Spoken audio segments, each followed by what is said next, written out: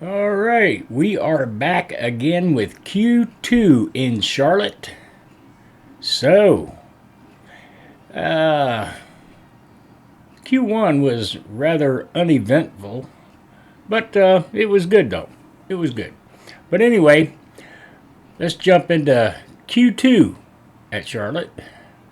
Friday, qualifying sessions. All right, so let's go.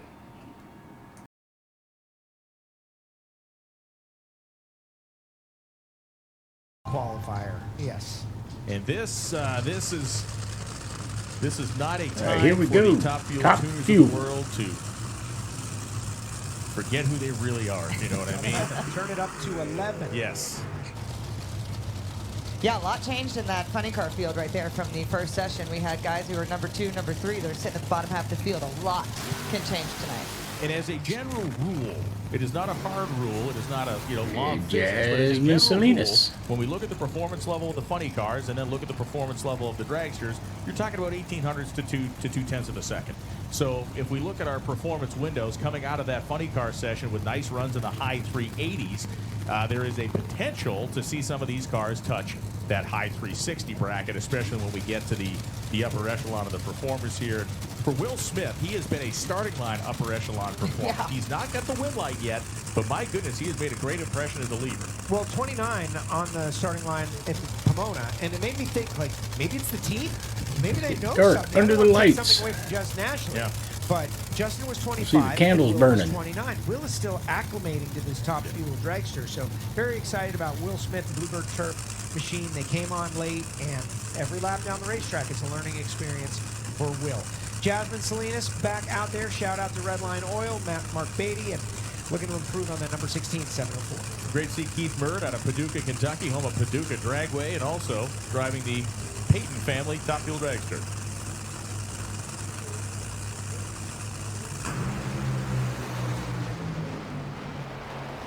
Nice side-by-side rip, 378 and 379. That is a nice piece of work by both of those teams. Jasmine Salinas. Jasmine's out there stepping with up now. 31 miles per hour. A nice lick for that team. All the 331. way up to number 2. Will Smith to the The number 3 slot with a 378.3. 379.7 at 328. It's going to be that kind of session, ladies and gentlemen. Let's go down to the top end. Bruno Massa. Go, girl.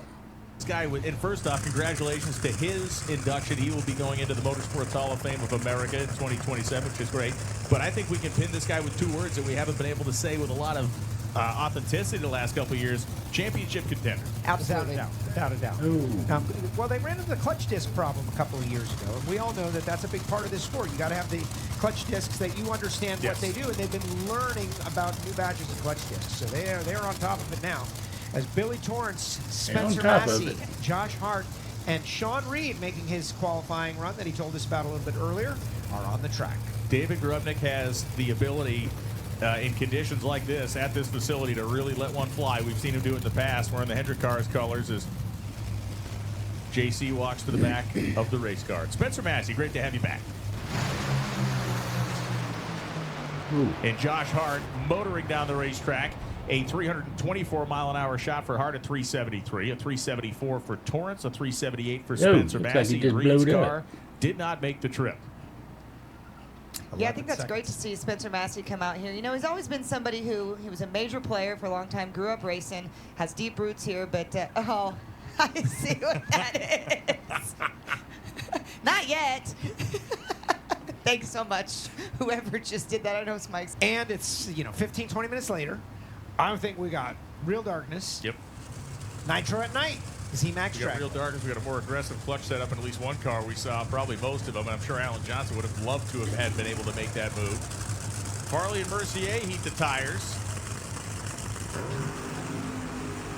Valleyfield, Quebec, Canada. Yeah. Ellington, Connecticut for Scott Farley. Yeah, sorry, I had to step out for a nature call. And the champ. The champ himself, Doug Coletta, the man from Ypsilanti. Happened to be in that area over the course of the Clay weekend, Milliken. checking out Kettering University, where my son wants to go to college. So cruising out to Flint from the airport, I said, hey, you want to see Coletta Air? He said, yeah. So we swung by the Willow Run Airport and showed him. I didn't take the tour. I just wanted to show him the operation, but it's just very.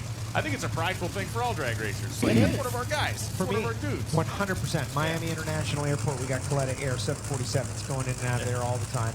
And I pass by there often to see the Coletta Air, and you cannot not think drag racing. That is us.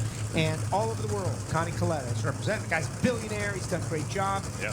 I feel good about it. You have to. And on the other end of the spectrum, in terms of the resources and the size and the scope of the team, it's Scott Farley, the homespun operation from Connecticut. Clay Milliken, of course, the Rick Ware Racing Team, based right here out of Mooresville, North Carolina.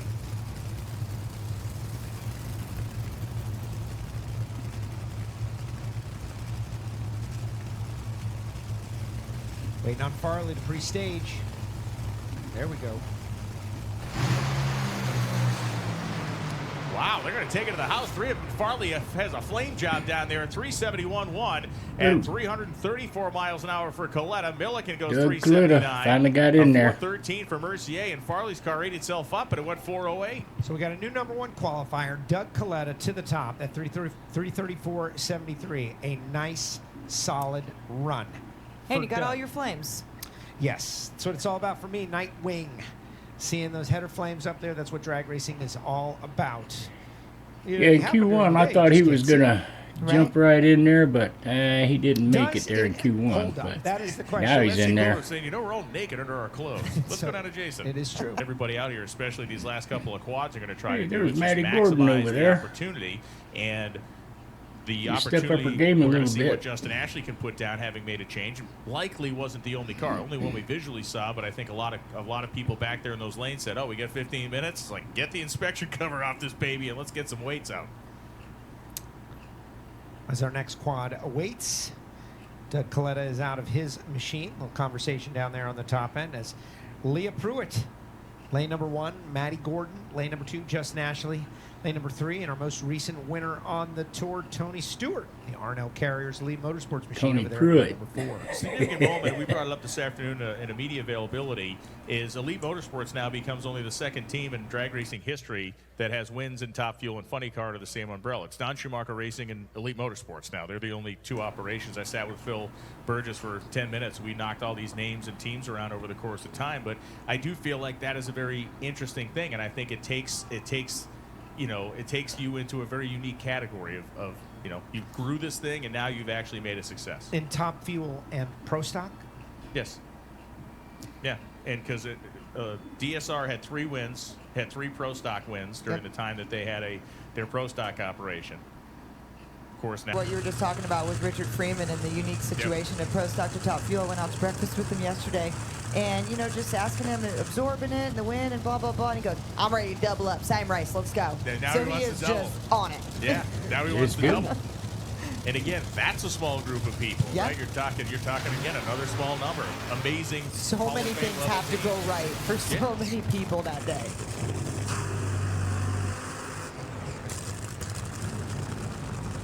Pruitt, Gordon, Ashley, and Stewart. Maddie Gordon has suffered only one first-round loss so far this year. Came in the first round at Pomona. The Carlisle All right, Tools Maddie Monster Gordon, Energy come car on, popping get with under it, the girl. lights. Carlisle Tools has a great big display down there in the pit area as well. Just taking this sport by storm. It's so funny Oh, how Justin Ashley's forgetting to look at having Justin Ashley down issues. there. It's so Not gonna make the run. wow. Oof. No. Yikes. Dan Wilkerson, you can see literally having his head in too his bad. hands. That is unfortunate for all of us who want to see fantastic things happen on a drag strip. That's brutal. That is brutal. They're the #14 qualifier, went 87.7 at 292 earlier today, but they missing the hero run here. Yeah. We know that Tony Stewart is capable of a hero run. They ran low ET the meet in the final round of Pomona 368. We'll find out what they can get out of these conditions tonight. Ran 388 earlier, only 277 miles per hour, so there's a lot more in it. Bang.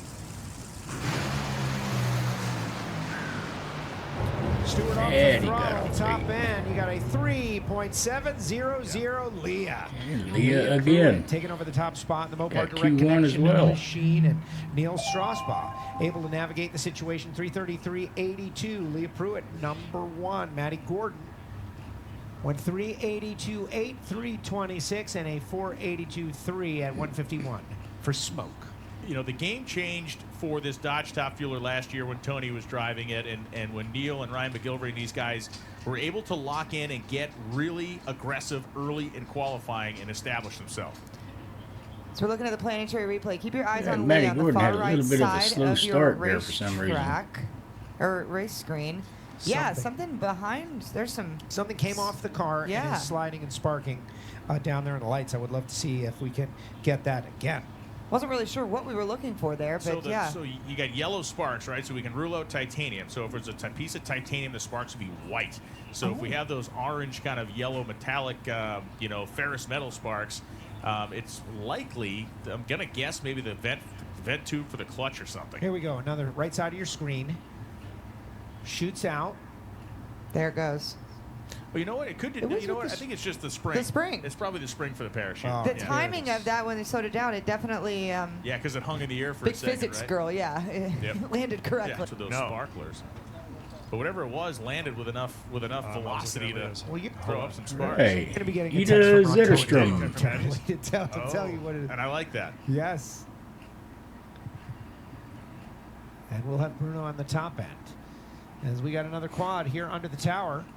I think if you guys, you know, petition the man who speaks to us in the headset, and we upgrade to She's maybe working 12-inch, part-time this season TV. for It Sean was funny. Reed. Whenever we said we're going to take a look, all three of us dove down to look at the screen. Keep an eye on her as well. Pretty When she decent gets a eyesight, full-time but ride, I was up on that thing she's like gonna going be by some the science fire. guy trying to see what the heck was going on over there.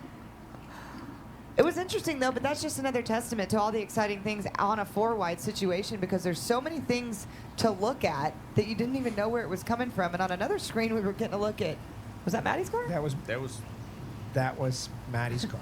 Let's add another screen to the mix In up another here. room, in In fact. another room. Thank goodness for these glass walls. Is it? This is where I watch you work check from. out. Said nobody I've ever been next to in a glass wall situation ever.